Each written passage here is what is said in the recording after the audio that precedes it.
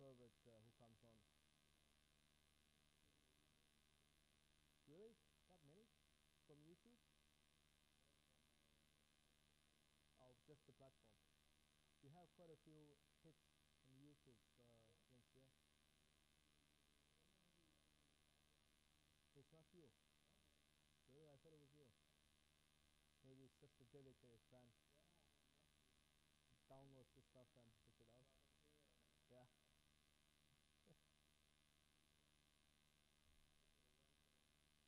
On service.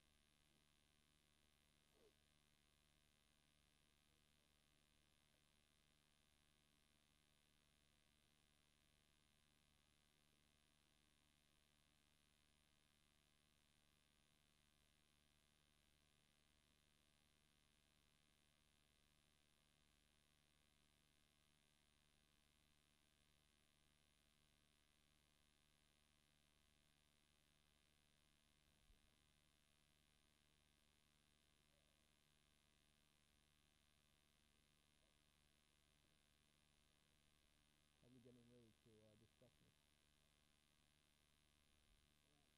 I will not discuss it. I always do.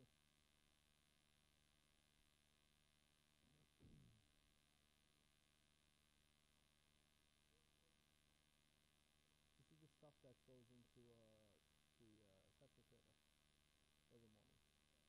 Gets streamed. Oh, you've seen it before, right? You used to take, I think it used to be a client.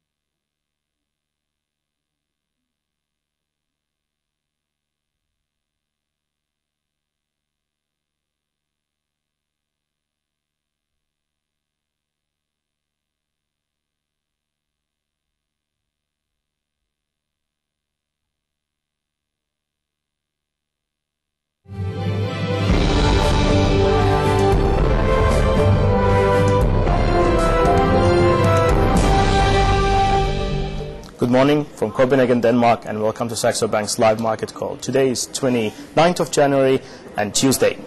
We had relatively few economic releases yesterday. Just to mention the few important ones, we had Eurozone monetary aggregates, namely the M3 figure showing a slightly less than expected growth levels coming out at 11.5%, but still the monetary aggregates are showing fairly robust monetary expansion in Eurozone.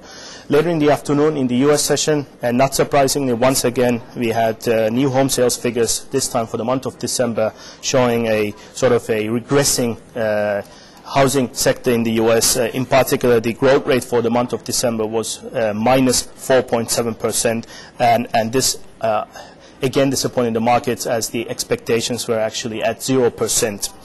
Later in the Asian session, we had Japanese retail sales also for the month of December, showing actually a slightly more than better than expected growth rates at 0.2. But again, these are very, very moderate growth figures, so confirming the overall trend of also slowing Japan economy. On the market side, the broader yen strength that we've seen from the end of last week is still very much valid. Dollar yen is now at 106, and 70. At the same time, dollar is somewhat defensive, with euro dollar consolidating to 147.65 area after touching 148 level in yesterday's trading. On the equity markets, we had somewhat of a weak but mixed European session. Majority of the European equity indices closed in red. This, however, was followed with a pretty robust rebound in the US as well as in the Asian markets, and the positive sentiment was basically emanating from basically increasing odds of rate cuts in the US tomorrow. On the fixed income side, treasuries and European bonds are a little changed. Obviously, the fixed income markets are keenly awaiting the FOMC rate decision tomorrow. But at the same time, we had declining JGPs on basically the equity rally in Japan, but this basically comes after a long-term rally in JGPs or Japanese government bonds. Finally, in the commodities, we are seeing consolidation in precious metals of the gold as well as platinum have once again reached new time highs. On the gold, the February contract is now at $927.50 an ounce, and in the platinum spot prices, we've seen an all-time high of $1,738.75, but this was followed with a pretty rapid consolidation to 1,700 area. Likewise, crude prices are consolidating with the March contract now around $90.80 a barrel. So what's going on in the marketplace? Well, there's a number of important themes. Obviously, the FOMC rate decision tomorrow tops them all. But we had the U.S. President Bush delivering his annual State of Union address yesterday, and interestingly enough, he sort of acknowledged that the U.S. economy is indeed slowing, but at the same time he insisted that the economic fundamentals are still very much sound and trying to alleviate the broader fears. And he also sort of encouraged or referred to his $150 billion stimulus plan and sort of asked the U.S. Senate to pass it without much bureaucratic entanglements. We also had some interesting earning figures. We had American Express reporting its Q4 revenues, and despite positive revenues, they basically had 10% drop in Q4 profits.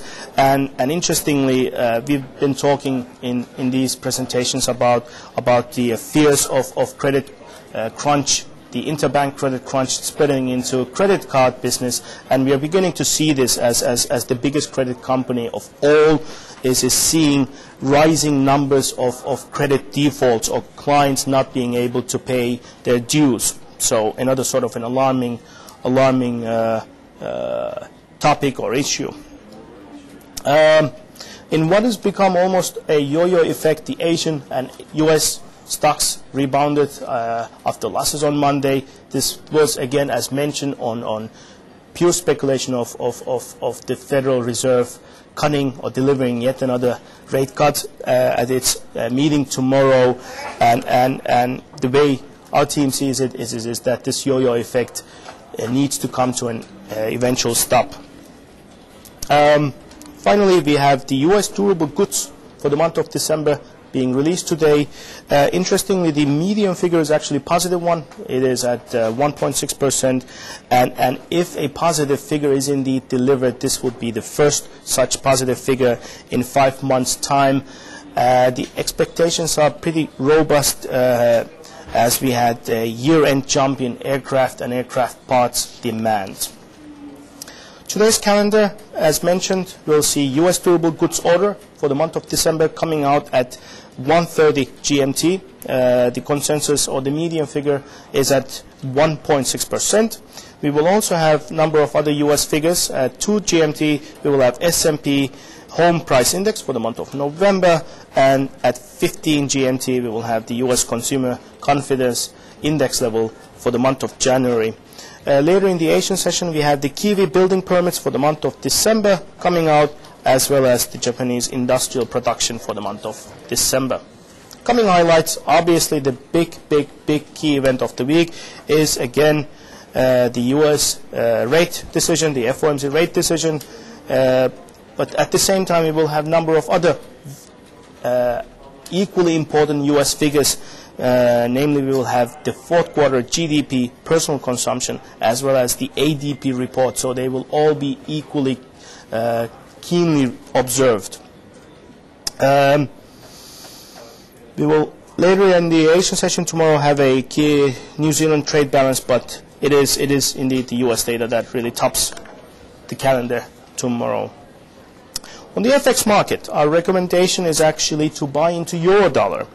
Another bout of weak U.S. data sent the U.S. in, or put the U.S. dollar under pressure, and we are expecting short-term dollar weakness to preside. So we are buying into Eurodollar at 147.97 bit, with a target of 148.50 on the plus side, and stop loss set at stop if offered at 147.80. Our equity strategy for the day is the German DAX index. We have a breakout play in the index, we are looking for the break of either the resistance at 7,000 or the support level at 6,660, and we have a following order. We are buying either the break at 70.10 bid with a stop at 69.50, targeting 7,200. Alternatively, on the downside, we are selling the break of 66.60 offered with a stop loss at 6,700 and a target at 63.50. Finally, on the futures side, our strategy is a long on E-mini contract S&P 500 for the month of March. Excuse me.